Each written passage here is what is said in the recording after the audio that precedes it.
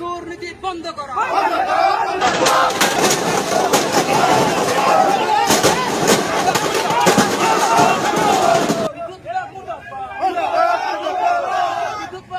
দুর্নীতি বন্ধ করা। বিদ্যুতের নামক অতিরিক্ত মাসুল লওয়া বন্ধ করা।